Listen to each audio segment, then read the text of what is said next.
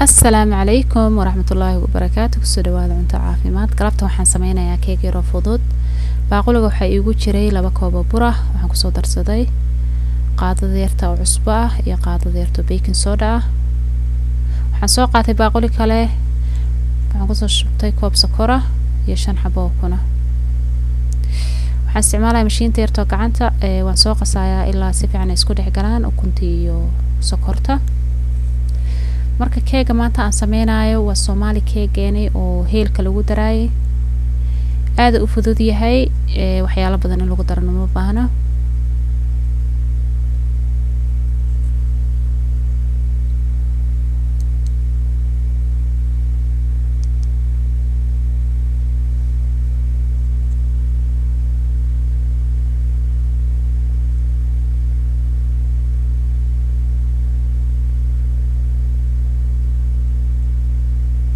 waxaan ku soo darsanayaa saliidii koob saliida.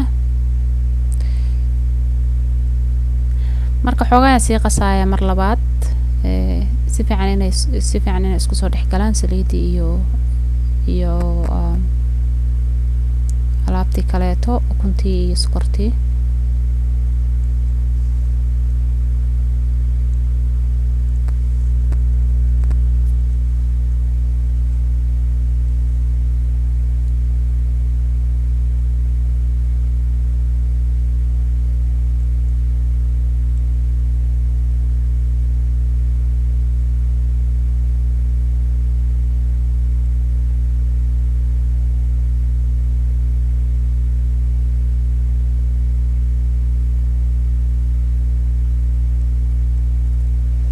hadda waxaan ku soo darsanayaa heelkii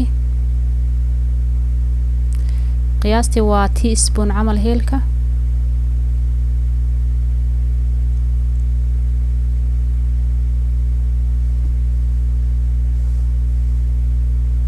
burkii aan ku soo daray marka waqti dheer ma sii qasaayo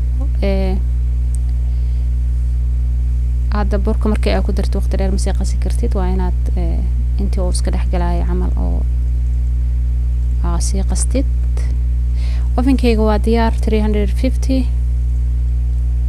waxaan ku soo diyaarinayaa weelkii oo aan ovenka la gelin lahaa.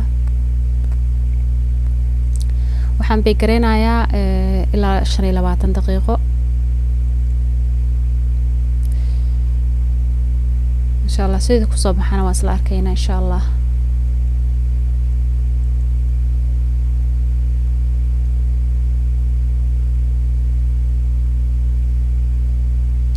ما شاء الله هل ساعة كسو wareegtay waxaan sii diyaarsaday biyo yar iyo heel iyo sokor syrup yar oo sii sameeyay aan korka kaga daray markii uu qaboobay oo ovenka aan ka soo bixiyay. marka hadii kale ta qalayl ka ahaanay korka marka ma sha Allah wuxuu noqday jileec oo ka dhigay. waa heel iyo sokor iyo biyo yar oo isku karkariyay syrup aan sameeyay korka kaga soo daray intii aan taan jarin ka hor fanjeerkan galiyay hal saac. ma sha Allah si fiican ku soo baxay. fruita also fresh fruit oo jarjartay iyo whipped cream aad korka dhinaca ka soo saaran kartaa. ma sha Allah aad looga helay marka si fiican igu soo baxay aniga maanta. idinkana tijaabiya oo guriga dad kamid waxay ku cuneen vanilla ice cream. ما شاء الله سaan ugu soo baxay waana ka helnay. hadii fiiriyo idinkana aad ka hesheen walaalaha kala share gareeya subscribe tan hanaga iloobina. wassalaamu calaykum warahmatullahi